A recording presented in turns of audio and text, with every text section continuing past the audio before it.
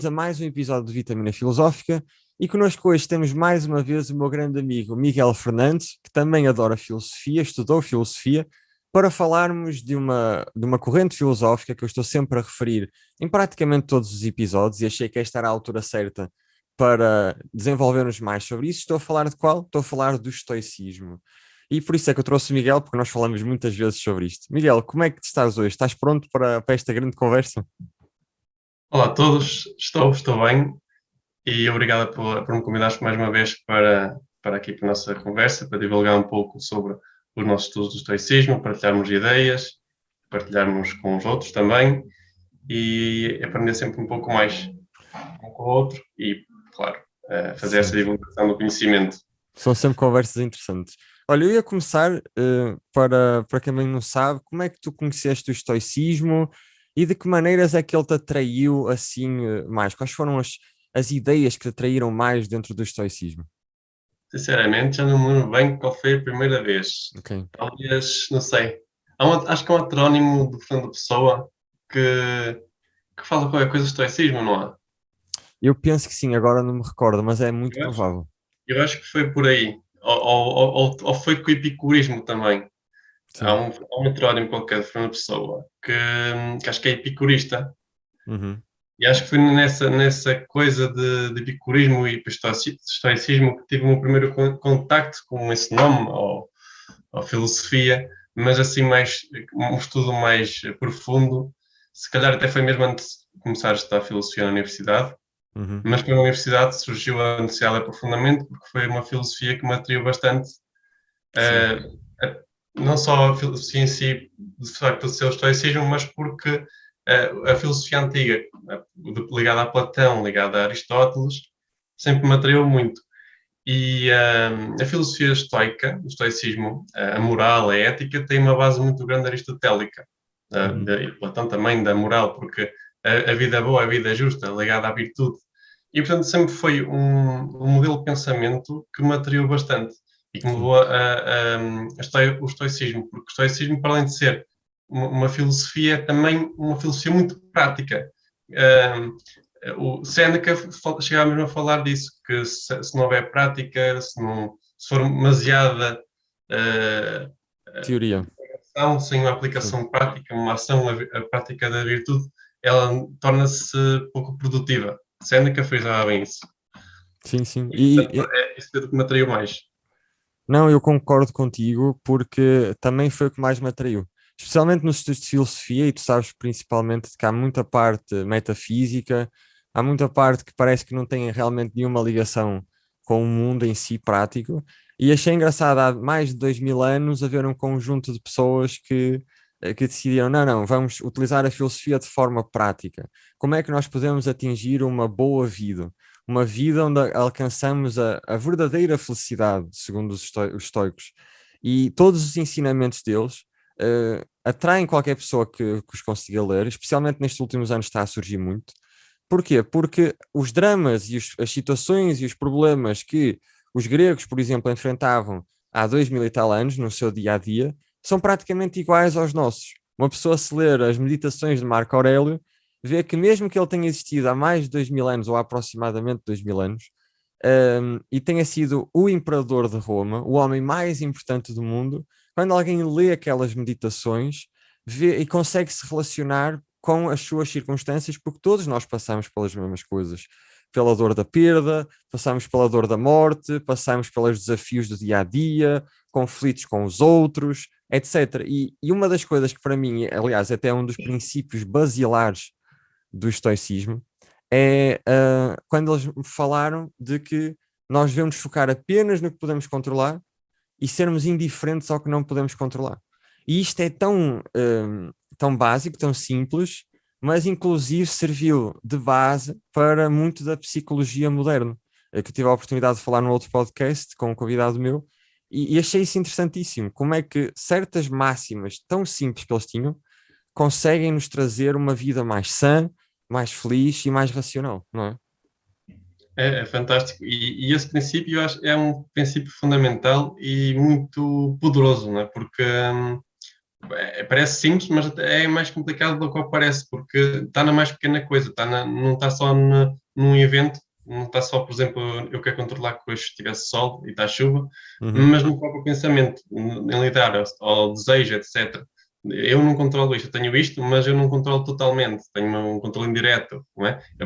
A prática da virtude é esse trabalho, por exemplo, com as paixões.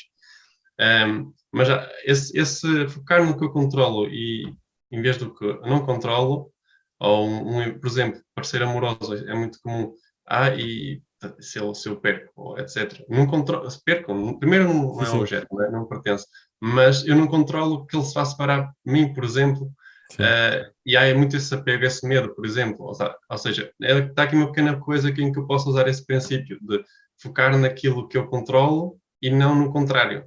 Mas sim, nós temos muito, muito, muito hábito de focar no que não controlamos sim, e isso causa-nos dor e sofrimento.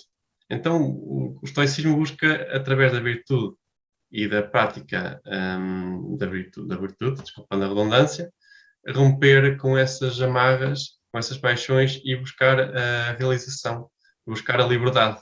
sim. É isso que procura o estoicismo com a prática da virtude e com a sua construção como uma filosofia como um todo.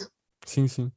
E uma coisa que muitas vezes se pensa erradamente sobre os estoicos é que os estoicos são pessoas frias e que renegam todo o tipo de prazer e que não há prazer. Exatamente. E não tem nada a ver com isso. Quem pensa assim não entendeu como realmente o estoicismo fala. O estoicismo não diz que nós não devemos também ter prazer, ele fala a favor do prazer, mas em moderação. Aliás, eu deu sempre este exemplo com Epíteto, quando ele dá aquele exemplo do banquete, em de que ele diz que a vida é como um banquete. E quando tu és convidado para esse banquete, tu vais ao banquete e aproveitas ao máximo, com moderação, e ele explica porquê. Com moderação, porque se não for com moderação, vais ficar mal disposto, vais ficar enjoado e não vais conseguir aproveitar os vários pratos e até estar com os convidados e tudo isso. E enquanto estás lá, aproveita a 100%.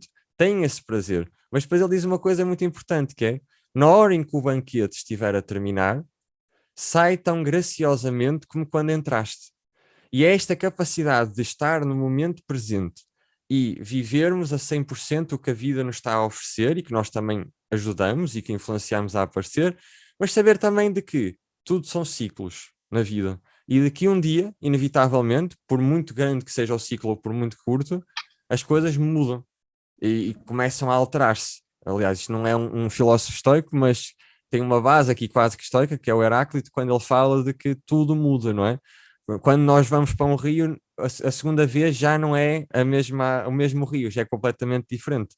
E é termos esta capacidade de vivermos com a mudança e vivermos graciosamente com as entradas e saídas da nossa vida, que eu acho que é extremamente essencial, quer há 2000 e tal anos atrás, quer hoje em dia, não é? Mais uma vez, a questão do controle, não é? Sim, Não ser a mesma água, está sempre tudo a mudar. Eu não controlo, mais uma vez, esse ponto de eu não controlo, é deixar as coisas estar em constante movimento, em constante metamorfose, mas eu não estar ali de repente a aprender a querer que não mude uhum, e arranjar uma tensão maior, deixar as coisas, não se identificar no fundo. sim, É interessante como esse ponto é tão transversal. E outro ponto que é o do foco no presente, não é? Que hoje está muito presente nos nossos dias, não é? Com mindfulness, sim, com Eckhart Tolle, o poder do agora, cada vez vemos mais isso.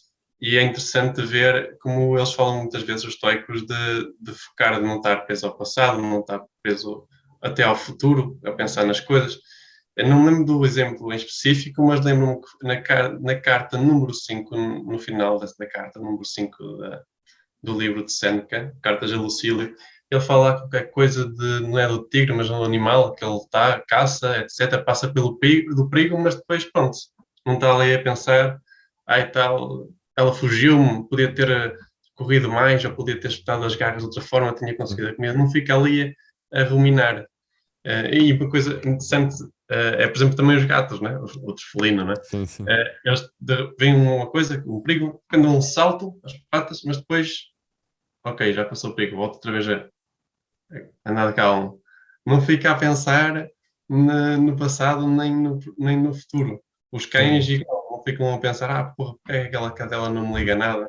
Porque é que aquela caniche branquinha, pá, não consegui conquistá-la, estou triste, tal. Não ficam a pensar no passado, porque não conseguem, não é?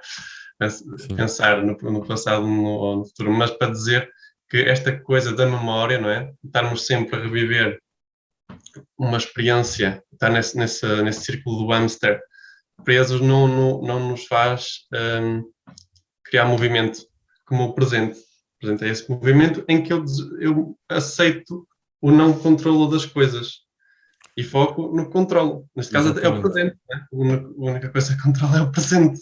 Sim. E aí tem os dois pontos, que isto dá para falar muito, mas que são muito interessantes.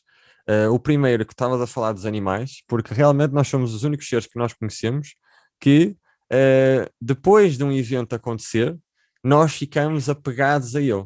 Quer seja um bom evento, mau evento, quer que seja. Um animal, por exemplo, é o que tu disseste, não tem de ser só um cão ou um gato, a maior parte dos animais, que é, há uma situação de perigo, há uma situação que os exalta, naquele momento eles sentem tudo o que têm a sentir.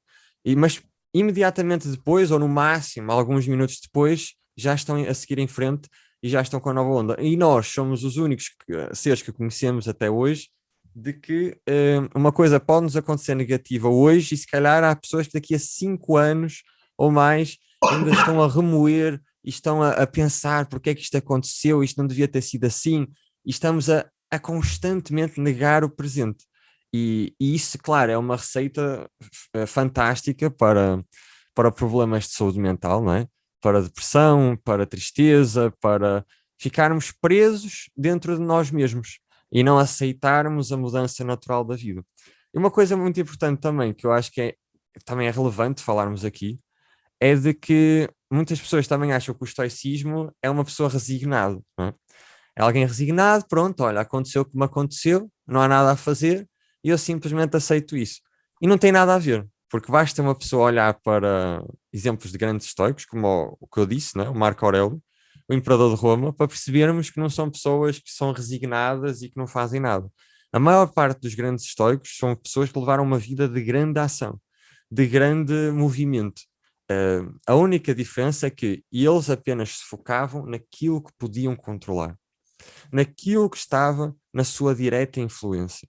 E nós às vezes esquecemos de que a percentagem de controle que temos na nossa vida pode não ser total, mas é grande o suficiente que se nós nos focarmos a 100% nisso, podemos fazer mudanças radicais para a nossa vida e às vezes até para a dos outros. E acho que isto é importante de pensarmos, porque a coragem, como já tínhamos falado antes desta conversa, é uma das grandes virtudes estoicas. Coragem de fazer o que está no meu controle e continuar em frente, seguir aquilo que eu sei que devo fazer, não é? Sim, sim. É um ponto bastante controverso, a questão do determinismo e da liberdade, do libertismo, não é? Que é do livre-arbítrio, no fundo, Sim, o sim, livre-arbítrio é um ponto em discussão, que nós já falamos também num podcast. sim, E do que eu li, há estoicos, digamos que mais pró-determinismo e outros menos um pouco. Por exemplo, Epiteto chegava a falar que se tens um pai tirano, etc., deves da mesma servi-lo, etc. sim, Não deves necessariamente ir contra ele, porque o cosmos é tão perfeito que ele fez aquilo por alguma razão. E aí podemos ter várias perspectivas, né? Podemos, ok, vou servir, isto eventualmente pode ter um desenrolar e acabará por se resolver. A possível desarmonia que há aqui pode criar uma atração energética que vai resolver este aspecto de uma outra forma.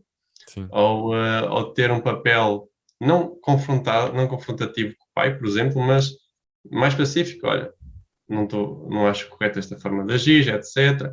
Que não é uma forma de ir diretamente contra o pai, mas de buscar uma reconciliação pacífica, de alguma forma. entendo, Então acho que isso seria uma atitude mais estoica no sentido de buscar aquilo que eu controlo, mas sem perder o controle das minhas emoções, de alguma forma. entendo, Seria uma forma de usar o livre-arbítrio e manter o determinismo também, ao mesmo tempo, que sim. é uma aceitação daquela situação. Os estoicos têm essa premissa de que tudo que existe tem uma razão de ser, que há uma harmonia a esse cosmos.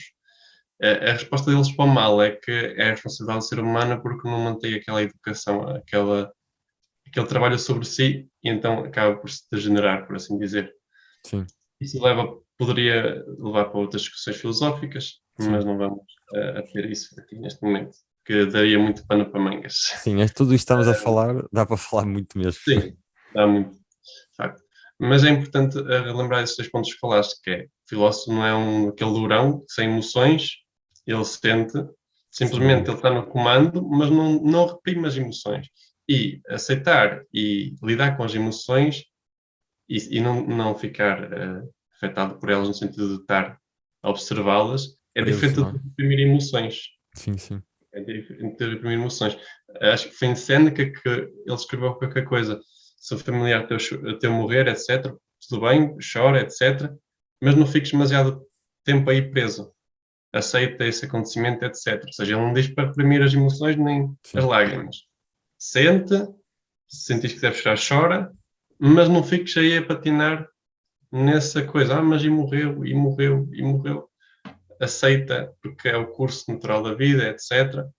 Por isso, segue o teu caminho, mas sente as emoções também. E depois lá está, essa coisa também do livre-arbítrio, porque de facto o estoicismo faz essa apologia ao livre-arbítrio também, porque se faz apologia à virtude, eu ao não assumir a responsabilidade da resolução das situações, não estou propriamente a praticar a virtude, não é? Não Sim. estou a praticar um autodomínio sobre mim mesmo, no sentido de ir além do que os outros pensam de mim, não ter medo do que os outros pensam de mim, tomar uma decisão, etc. E aos poucos vou trabalhar isso, vou praticar a virtude, então vou sair desse determinismo, ou seja, de deixar de estar determinado pelos acontecimentos externos à medida em que eu vou tendo poder sobre mim mesmo, não é? Sim. Porque muitas vezes essas paixões, esses medos, foram condicionantes criadas pela sociedade para nos manter em determinados comportamentos. Sem dúvida. Por exemplo, olha, já viste o que é que eles vão pensar de ti, outras pessoas e tudo mais? O dizer sempre sim, olha, fica mal dizer não, etc.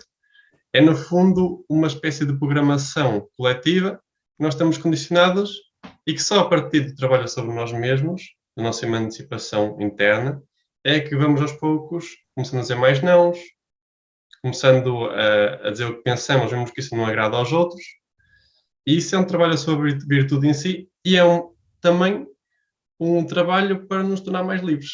Ou Sim. seja, sem que estejamos tão determinados. Ou seja, nesse sentido, o estoicismo não é determinista, porque ele quer dar poder ao homem sobre si mesmo.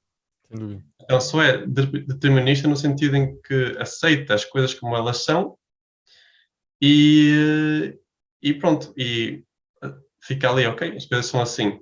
Ok, ok, podemos dizer que em alguns pontos, como em Epiteto, é um bocadinho mais radical, de Sim. aceitar um pai tirano, etc. Mas vemos que a aceitação da situação, o confiar numa energia maior, também é de alguma forma um desejo expresso de mudança. É uma forma de ação mais passiva, se preferirmos, Sim. não é? Mas é muito discutível porque realmente há muitas diferenças de estoicos para estoicos. Não há muitas, mas há algumas, não é? É normal. É E normal. nos vários períodos estoicos. O estoicismo é referente ao período helénico, 323 a.C. até 33, creio eu. Foi 33? Eu até diria que continua nos dias de hoje. Sim, exatamente. Mas Sim, assim, sim. Sim, digamos que a sim. A efervescência base, a base. assim a efervescência é maior. E teve assim 3 períodos principais, ali com a criação do Zenão de Sítio, que foi o criador do estoicismo, e depois o estoicismo mais recente, que é o que chegou aos nossos dias, dos principais filósofos estoicos, não é? Que chegaram aos nossos dias, é Séneca, é Marco Aurélio e é Epiteto. Sim. São os Os principais. principais são esses. São. E entre eles há pequenas diferenças, a vez que um é é mais radical um bocadinho em alguns pontos, vejo que o outro é mais liberal ali, outro claro. que foca mais naquele aspecto do que no outro, mas em geral todos eles têm em comum essa prática da virtude e os pontos estruturais maiores e mais significativos do estoicismo. Sim.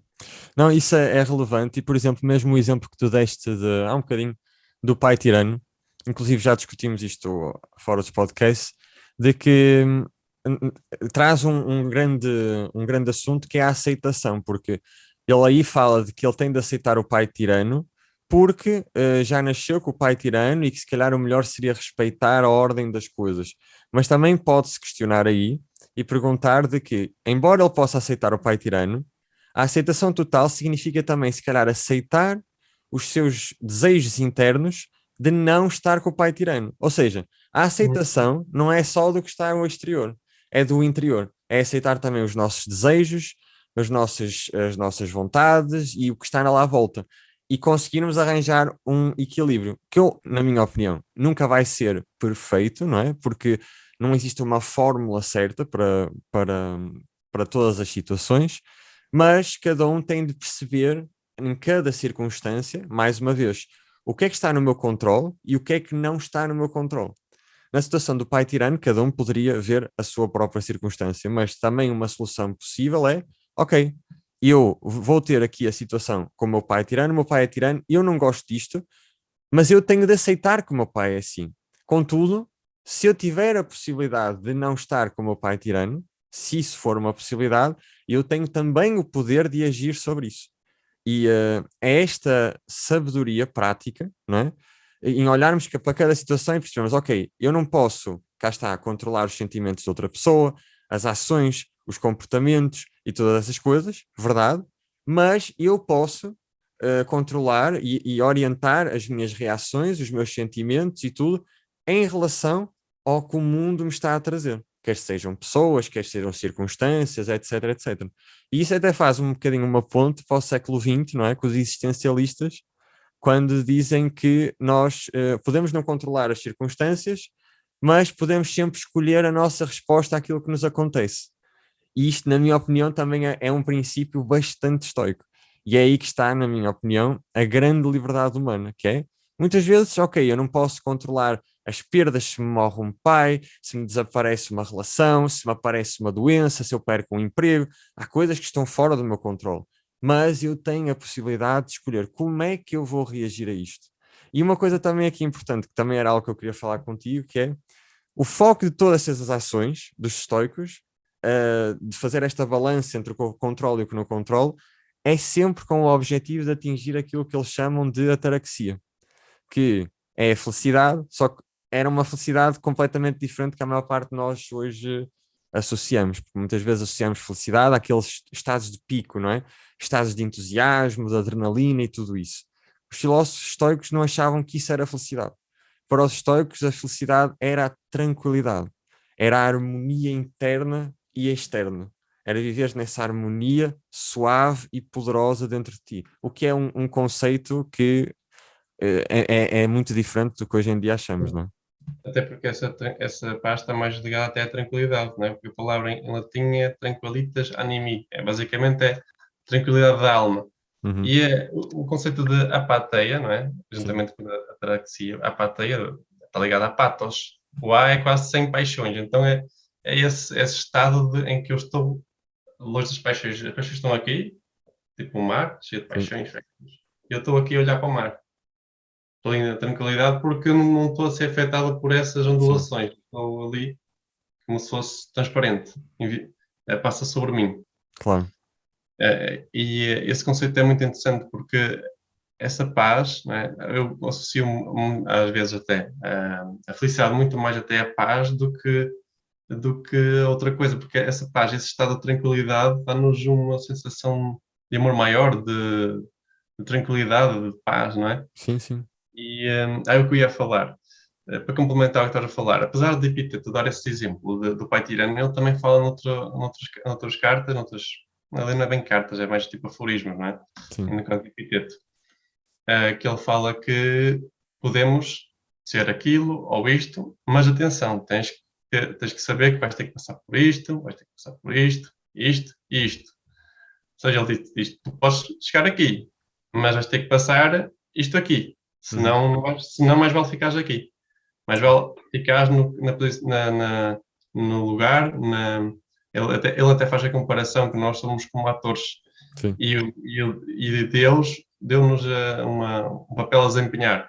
Desempenha bem a tua função de mendigo, de cozinheiro, de atleta e tal. Se não és bom para o resto, é melhor ficares aí. Basicamente ele diz isto, mas se quiseres ser, tu podes. Mas tens que passar por isto, isto, isto. Mas se passares, tu podes escolher algo diferente, tu podes mudar, tu podes escolher outra coisa. Tu sim, podes escolher, não estás determinado. Se tu quiseres chegar aqui, tu podes. Mas ao mesmo tempo dá-te a outra opção. Mas vai ficar aqui se diz que tal, tal, não quiseres. No fundo, é como se tu tivesses controle sobre os teus desejos. Tipo, tu tens o desejo, mas tu podes tipo, escolher, ok, vou realizá-lo ou não. Ok, vou realizá-lo, ok. Não vou realizá-lo, ok, mas ele não vai incomodar, vou ter domínio sobre. sim, É quase esse poder sobre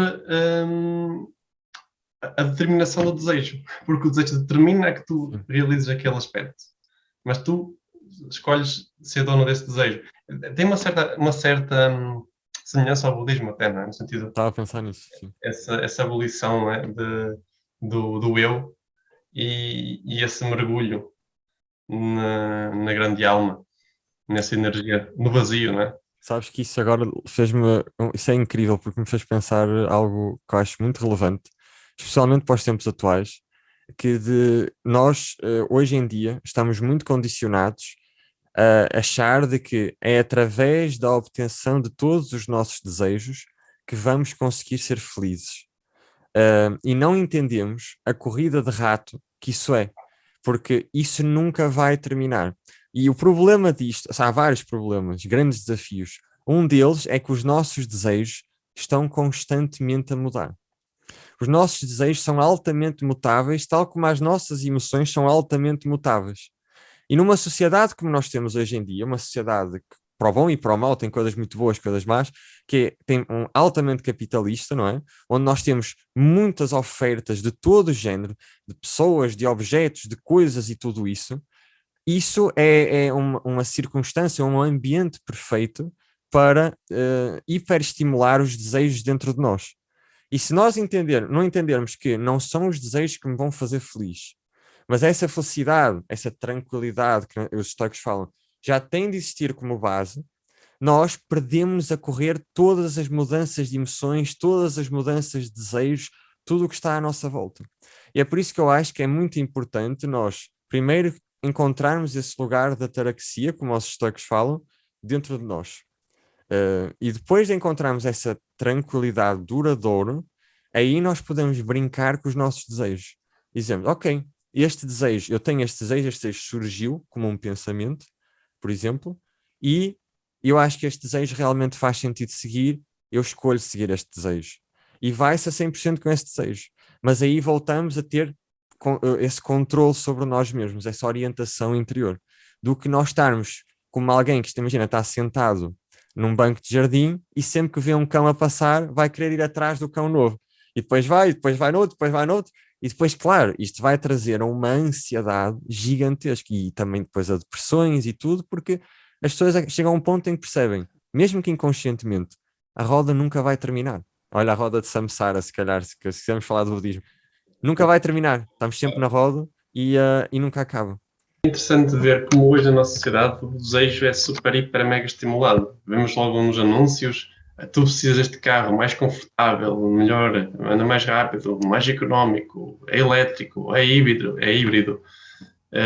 Tu precisas desta comida mais saudável, etc. Vai melhorar a tua vida, a tua saúde. Tu precisas deste aspirador. Este aspirador consegue absorver não sei quantos por cento do pó. Este é o melhor aspirador. Tu precisas disto. Tu vais ser outra pessoa com isto porque vai limpar a tua casa, vai melhorar a tua saúde e tu vais ser outra pessoa e até vais prolongar a tua vida. E há cada vez vê-se que há parece que a publicidade, por exemplo, tenta criar esse desejo. Cada vez mais para além de estimulado, parece que se tende até a criar mais desejos. Uhum. O que eu ia falar é que a felicidade, enquanto a palavra em grego para felicidade é eudaimonia, não é? De daimon, Sim. daimon está ligado à sabedoria, é quase. Então, eudaimonia, a eudaimonia, a daimonia, é quase como esse contacto, essa ligação com algo maior, um espírito da sabedoria, ligação com o macrocosmos. Enquanto que, se calhar, hoje a felicidade está mais ligada, se calhar, a uma espécie de hedonismo, aquilo que o prazer, a finalidade do prazer, prazer não, o desejo, o prazer que o desejo causa é ligado muito mais à felicidade. O desejo está muito mais ligado, neste caso, o prazer está muito mais ligado à felicidade hoje em dia do que, se calhar, a realização da pessoa. E se Uhum. calhar por isso é que as pessoas hoje em dia, nos dias de hoje, se sentem mais vazias. Porque Claro. tentam encontrar uma felicidade nos desejos que, como tu disse, estão sempre a surgir, sempre a aparecer. Mudar. Mas, Sim. e portanto, se calhar não seriam mais felizes eles lá, naquela altura, há uns bastantes anos atrás, do que nós agora, com tantas tecnologias, e parece que cada vez moralmente menos desenvolvidas, não A é? É questão é que interessante. às vezes nós falamos de moralmente e as pessoas muitas vezes não entendemos de que a evolução moral não se trata de uma questão, às vezes associa-se de superiorização do outro, eu sou mais moral que tu, não tem nada a ver com isso.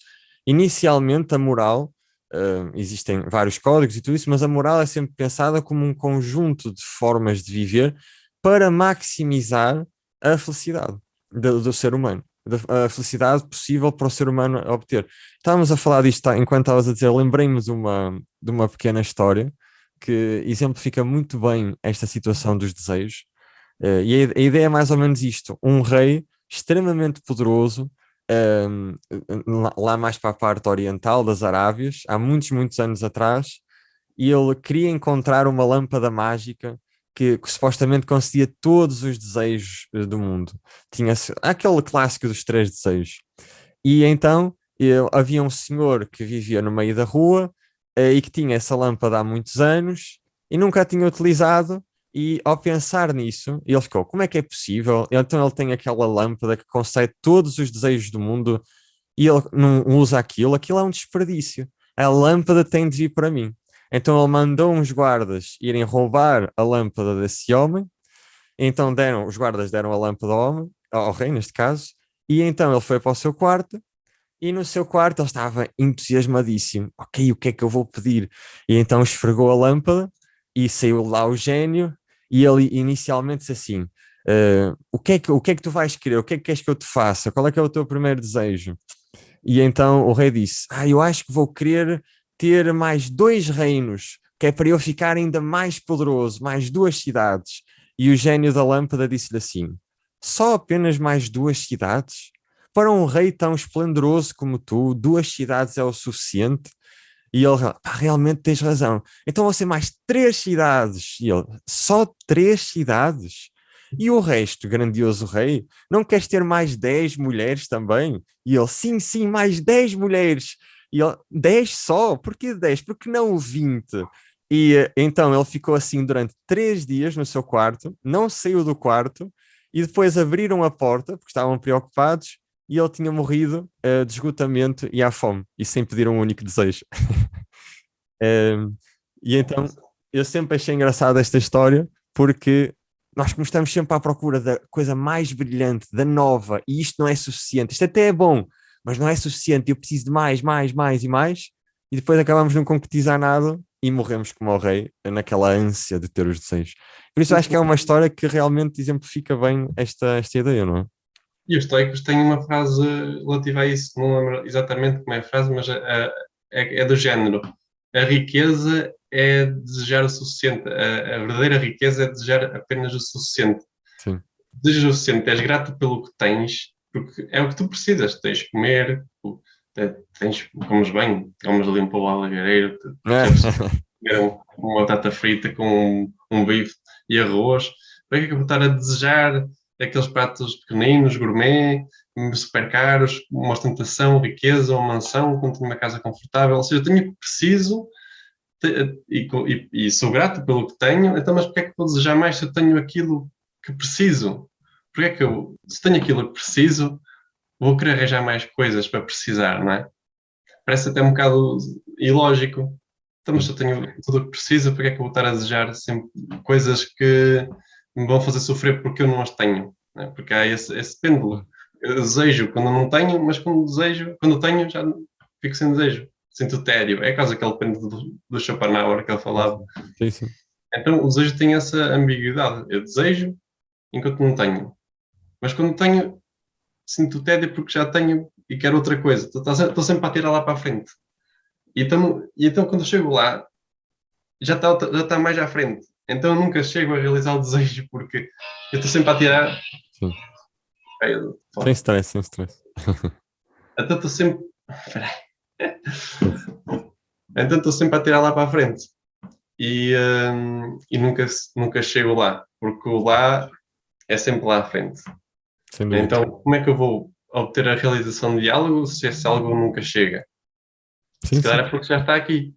Então, se tenho a oportunidade de agarrar aquilo que eu quero aqui e agora, se eu já sou, já tenho, porque já sou, não é? Então, para que é que eu vou estar a tirar lá para longe Claro. os desejos?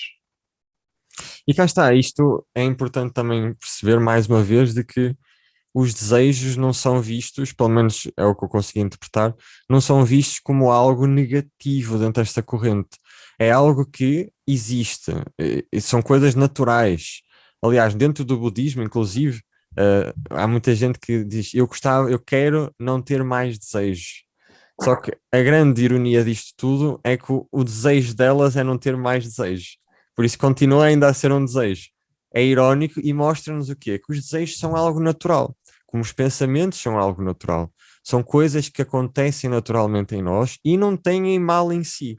É bom os desejos. Os desejos têm algo muito poderoso. Foi isso que construiu a nossa civilização. Nós queremos algo maior, algo melhor, evoluir sobre as coisas, e isso vem muito pelo desejo, porque se nós não tivéssemos nenhum desejo, não tínhamos vontades e simplesmente estávamos a existir. Aqui o importante é encontrarmos um equilíbrio entre termos a nossa base interior, essa ataraxia, essa tranquilidade, essa algo duradouro dentro de nós, e claro, depois vamos brincando com o mundo exterior e vamos construindo coisas conforme acharmos que são importantes e são interessantes para nós, e tudo isso, sem nunca sermos conquistados pela, pela voracidade de todos os desejos que estão à nossa volta. E entra o próximo ponto que eu gostava de falar contigo, que é o papel gigantesco que a razão tem dentro do estoicismo. E acho que tem muita relação com isto, não é? Exatamente. A palavra logos, não é? Está muito ligada também à razão. A razão, a comunicação, tudo está ligado com o Mercúrio, digamos assim, também de alguma forma. A razão é o que nos faz, está ligada à lógica, que é um dos pilares do estoicismo, juntamente com a ética e com a física. E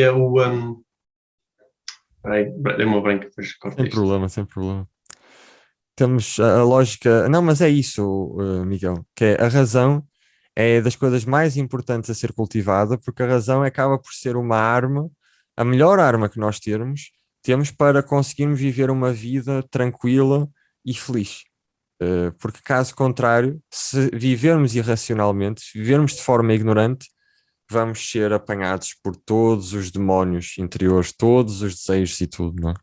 Permite-nos olhar de uma forma imparcial para as coisas. Ou seja, imparcial sem sem as emoções, sem as paixões, Sim. que têm sempre uma influência tendencial, não é? Elas, olha isto, tentam puxar a maneira de pensar para aquilo que lhes convém, os desejos. E, no fundo, a razão tem esse papel de imparcialidade Sim, em olhar para as coisas e não deixar que os meus desejos me deturpem a visão sobre. sim, Então, acho que é um dos principais papéis da razão, que também pode ter outro aspecto que o ego pode usar, que é racionalizar demais. sim, sim, Então, sim. aqui a razão aliada à ação, ao discernimento, não é? A razão é usada nisso também, não é? No discernimento, em separar, é usar a espada, separar isto disto, compreender, ok, vamos separar aqui o verdadeiro do falso, o sujo do limpo, né? Ter a sujidade, com a Claro. razão, agora consigo ver com mais clareza porque usei a razão para ver com imparcialidade E através de ver agora sem imparcialidade, ver mais claramente o problema e assumir uma ação para resolvê-lo da melhor forma que antes, como estava cheio de obscuridade, não é, das paixões, etc., ficava mais difícil, porque um desejo puxava para ali, outro desejo puxava para ali, e agora, com a razão, consigo olhar mais imparcialmente sobre este objeto, vamos chamar objeto, não é, ao problema, etc. Não, e é isso também, porque hoje em dia, muitas vezes, quando se fala de razão, também é ligeiramente diferente como se falava antigamente. Porque a razão, hoje em dia, pensamos é apenas ter ideias e usar o campo mental. Mas antigamente era quase que inconcebível as pessoas usarem a sua razão sem agirem sobre ela. E a questão é agir sobre estas ideias, agir sobre as nossas decisões. E é por isso que os estoicos têm uma das principais quatro virtudes, ou quatro pilares, é a coragem, não é? Porque nós temos que ter coragem para agir sobre a nossa razão. Porque se apenas estivermos a pensar nas coisas e não agirmos, acabamos por ser também dominados pela nossa mente. Não é? Ok, eu analisei as circunstâncias, isto é o que está no meu controlo, isto é o que não está. Eu sei que o que não está tem de me ser indiferente, porque eu não posso fazer nada, mas há algo que eu posso fazer em relação a isto. E o que é? Apercebemos, agimos sobre isso. E não nos permitirmos estarmos estagnados. Porque muitas vezes as pessoas pensam que estar com razão e pensar é estar estagnado na cabeça. Não. Razão é agir. A razão serve para orientar as nossas ações. Porque se não orientar as nossas ações, não é mais nada, às vezes até digo que é masturbação mental. É tipo, estás Uhum. aqui, estás, ai, muito bonito e tal, mas o que é que mudou? Nada. Então significa que não estamos a viver a razão a 100%, não é? Exatamente, porque a consciência diria que é o primeiro passo para a resolução de algo, né? Porque se tu não sabes que tens aquele problema, etc., tu não vais resolver porque não tens consciência. Claro. Mas por si só não resolve. Tens que ter uma ação. Ok, tinha consciência que isto não está bem, que eu tinha este defeito, mas simplesmente ficar por ali não há uma resolução. Então Sim. tenho que ter uma ação. Ok, tinha este defeito, então vou procurar melhorar nesta situação da vida, nesta, tentar adotar outra conduta para corrigir este meu aspecto. Este problema, ok, existe este problema, ok, então vou tentar tomar esta ação e esta para gerar uma mudança. E até posso reconhecer, por exemplo, olha, nesta situação, ok, não tenho coragem para mudar. Então, mas eu posso, tendo essa consciência, que não tenho necessariamente ainda a coragem para tomar aquela decisão, posso trabalhar sobre a coragem. Então, se eu não tenho coragem, vou trabalhar para ter mais coragem, que por sua vez depois vou conseguir mudar aquele aspecto que eu antes não tinha coragem. Sim. Então, ação sobre ação. Mesmo que eu não consiga mudar algo, para já, ou não tomar uma decisão, ou porque tenho medo, ou etc., vou trabalhar sobre esse medo para que depois possa resolver outro problema. Porque é muito comum nós termos consciência, as pessoas, de que realmente, olha, realmente tenho medo daquilo, realmente isto está disfuncional, não tenho coragem para. Ok. E depois não falam mais, esquecem-se, deixam com medo as absorver. Mas se eu pensar, ok, não tenho, pá. Mas vou tomar uma ação para me melhorar enquanto pessoa, para deixar de ser tão permissivo, para ter mais coragem. E para melhorar isso, vou fazer isto, isto e isto. Vou mudar pequenos hábitos. Tu também tens um podcast muito bom sobre os hábitos. E para promover essa mudança, para não ficar só na razão, não é? Tem Sim. que haver essa ação. Sem dúvida. Outra característica muito importante dos estoicos, que eu acho que é bastante relevante, é que eles acreditavam de que existe um princípio ordenador inteligente em toda a natureza e de que todas as coisas seguem essa inteligência, essa razão, se calhar podemos chamar suprema. E é engraçado porque hoje em dia, já não é só de agora, já há umas décadas, há muito uma tendência nihilista neste mundo, principalmente ocidental. E Sim. há certas coisas que realmente o estoicismo me atrai também por causa dessa visão, que existe essa inteligência por trás, e existe alguma espécie de propósito. E parece que o ser humano dá-se melhor, funciona melhor na sua vida quando sente que existe isso. Quando sentimos que não existe propósito, não existe nenhuma inteligência maior, não existe nenhum plano, não existe nada, é tudo vazio, é tudo é caos, é tudo morto, a nossa estrutura interna parece que não consegue funcionar muito bem com isso. E é interessante eles também meterem, acima de todas as coisas que nós já falamos, dizer, não, existe uma razão maior, algo que organiza todas as coisas, e que é infinitamente mais inteligente do que cada um de nós. E acho isso interessante também. Sim, sem dúvida. Por mais paradoxal que seja, o que eu vejo um pouco hoje em dia é que muitas pessoas que vão à igreja e tudo mais, que se dizem cristãs, até muitas de idade mais avançada, mas não só, não têm essa busca de uma conduta ou de se melhorar a cada dia. Sim, São um bocado por hábito. São religiosas, são cristãs, etc., por hábito, mas não exercem no seu dia a dia, não exercem no seu dia a dia um papel de mudança, de melhoramento. sim, E às vezes são até as que não vão à igreja que se vê que se esforçam por melhorar. Eu tenho vários amigos que não acreditam propriamente num Deus, mas que a cada dia se procuram melhorar, desenvolver e serem mais morais, porque parece que uma coisa implica quase a outra. sim, O bem, não é? O sentir-me bem comigo mesmo, a melhorar-me, ser melhor, parece estar ligado a um certo bem, não é? E por sim, isso é que a filosofia grega em geral, não é? A vida justa é a vida boa, a vida da virtude é a vida boa. Parece que uma coisa leva à outra.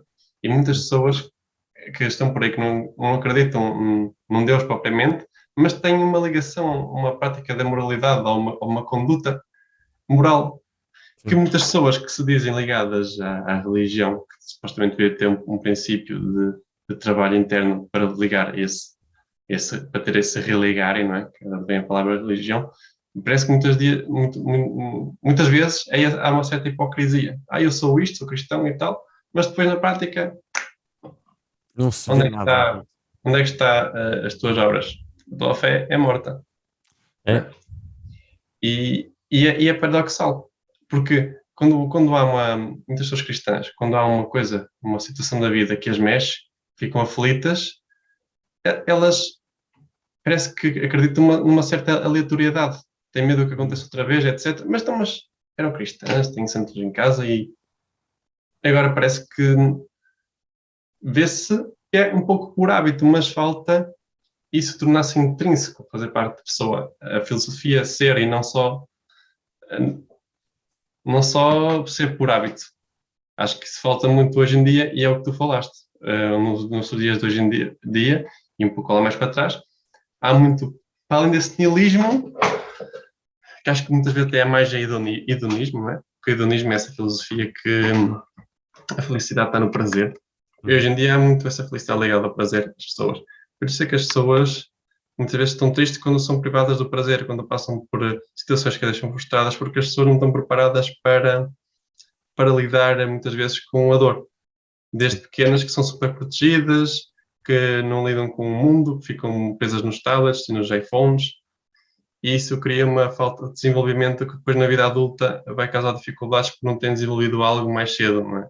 sem O dúvida. contacto com o mundo, o contacto com as frustrações, com as dificuldades, e também eu acredito com a própria estrutura, com a filosofia, não tenho tido contacto com algo ligado ao conhecimento mais cedo, para começarem a pensar sobre o interior e não só sobre o exterior, não só sobre em como ganhar mais dinheiro, não só sobre eh, eh, o que seja ligado ao exterior, não só sobre como comprar casa ou ter o carro, mas pensar sobre mim, como é que eu posso lidar com as minhas emoções, como é que eu posso sentir-me melhor, como é que eu posso pensar de outra forma, como é que eu posso orientar a minha vida, os meus pensamentos. Hoje em dia está muito mais ligado ao mundo externo do que ao interno. E acho que falta essa educação interna hoje em dia, que depois, mais tarde, acaba por dar asos a uma vida caótica Sim, e as pressões, as doenças mentais cada vez aumentam mais, aumenta infelizmente. também a porcentagem de suicídios, porque falta esse lado da moralidade, da filosofia, dessa educação interna. E por isso é que hoje em dia o nihilismo e o hedonismo, acho que vai mais para o hedonismo até, não Também, é? também. Mas a falta de uma razão e o materialismo corroem as almas. E acho que os estoicos iriam concordar comigo nesse sentido. Sem dúvida alguma, acho que há uma priorização invertida no mundo ocidental atualmente, que é As partes exterior que tu falaste também é muito importante, obviamente, e Claro, termos claro, objetivos exteriores também é sem muito importante. Queremos ter, às vezes, uma melhor casa, termos melhores condições financeiras e termos essa abundância também exterior também é bom. O problema é quando a ordem está invertida e o mais importante é tudo aquilo que tem a ver com o mundo exterior e o mundo interno fica em segundo lugar. E percebemos logo isto quando percebemos que dizemos muitas vezes, quando eu tiver, sei lá, este emprego, ou esta casa, ou sei lá, esta relação, ou o que quer que seja, eu vou ser verdadeiramente feliz. E depois muitas vezes o que acontece é que a pessoa tem isso, às vezes até fica com mais, e fica tipo estática durante um momento, mas depois fica dizendo, e agora? E agora? O que é que há mais? Não é? E voltamos aqui os desejos da corrida do rato.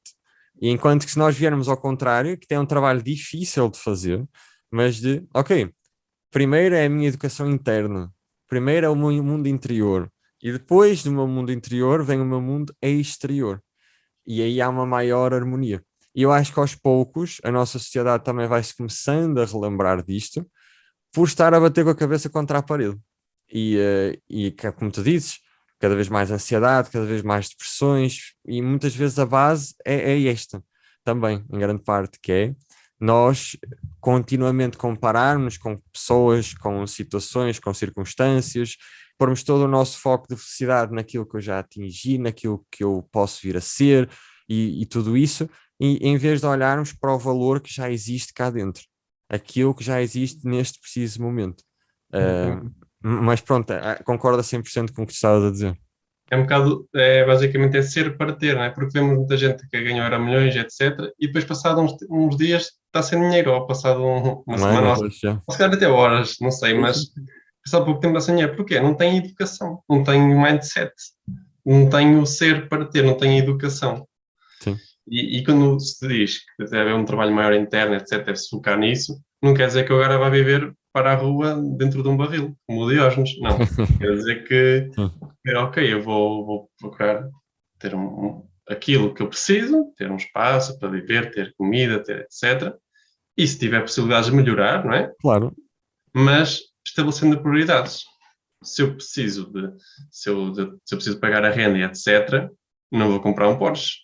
Porque Ora, está. eu preciso primeiro de garantir que eu tenho comida as necessidades básicas do que tenho um carro bom Sim, sim, e vai endividar e ficar sem dinheiro e ficar sem a casa, não é? Eventualmente, por exemplo. sem dúvida. Então, haver essa necessidade. Em vez de eu querer comprar roupas caras para que os outros me gabem e alimentem o meu ego, vou criar eu um alimento interno, vou criar essa alimentação interna, não precisar de comprar roupas caras para que os outros me gabem, não depender do externo, não é? E ser autossuficiente. Lá está essa educação interna. Para que é que eu vou estar a comprar roupas caras para, para que os outros me gabem? Porque eu tenho baixa autoestima? Então vou melhorar a autoestima. É porque senão não estou a existir. Se eu existo na medida em que eu agrado aos outros, eles estão a existir em mim, mas eu não estou a existir em mim. Olha, isso é incrível. Portanto, a importância de eu existir, no fundo, de eu ter essa liberdade de ser eu, que é uma coisa que se conquista aos poucos, porque nós próprios nos impedimos de sermos nós para sermos os outros, porque é difícil sermos nós mesmos, é difícil ter essa coragem. Sem dúvida. Muito difícil. Olha, Miguel, já passou para aí uma hora, isto passa muito rápido. Para mim mesmo. Dá mesmo para falar muito mais tempo. Foi uma conversa incrível, mais uma vez. É Obrigado mesmo. por teres vindo aqui outra vez. E, Obrigado, eu. e pronto, quem viu aqui o episódio, obrigado por ter estado aqui connosco. Não se esqueçam de subscrever ao canal para as próximas conversas e partilhar com quem acham que vai achar isto interessante e que possa também precisar de ouvir alguns destes pensamentos. E vemo-nos no próximo episódio.